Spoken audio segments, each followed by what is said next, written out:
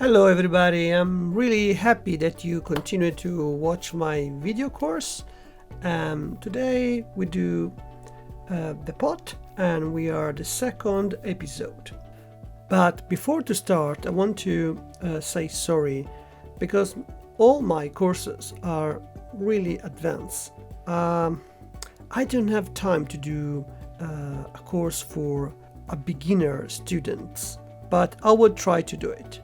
Okay, the reason why I cannot do it is because I teach every day, and when I stay in my studio I think at my painting, and the only thing I can do is to describe my workflow. Okay, let's go.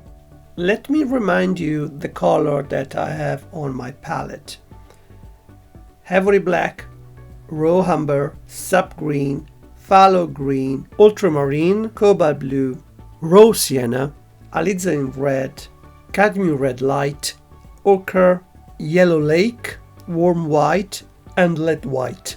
I'm going to prepare the color of the shadow, and I had yellow lake, gray, and raw umber. I start with the top of the container and I adjust the shape of the contour. I had yellow and gray and white until I find the right color of tone. With a few subtle strokes of light, I also draw the elliptical shape of the upper opening of the vase. As you can see, to give a sense of volume to the object, I apply brushstrokes that apparently look similar, but in reality they are not. In fact, each brushstroke is like mosaic tile that changes slightly in tone as the surface rotates in the direction of the light. The more precise I am in discovering the correct color and tone, the less time I mix the brushstrokes. This thing is a rule that all of us should have fixed in mind, because it is useless to go fast if afterwards we spend a lot of time mixing the boundaries of the brushstrokes because they are too different.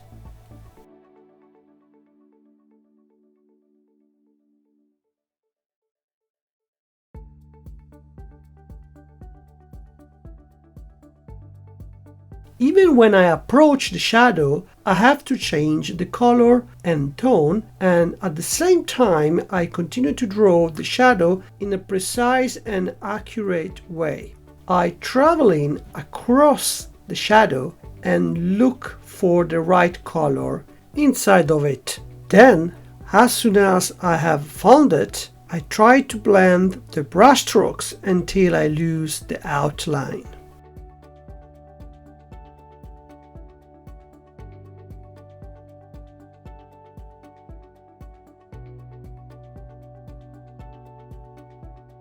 I continue with a lower part and I paint the middle tone.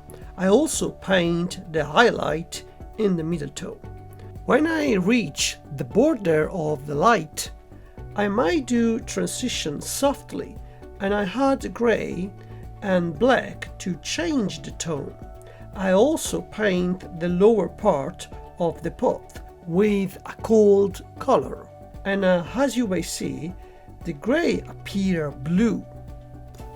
The reason why I use gray, it is because I want to keep my palette simple as much I can. And maybe I don't have a modern palette with bright colors, but unless I'm not an expert, I suggest you to learn how to mix color in an easy way.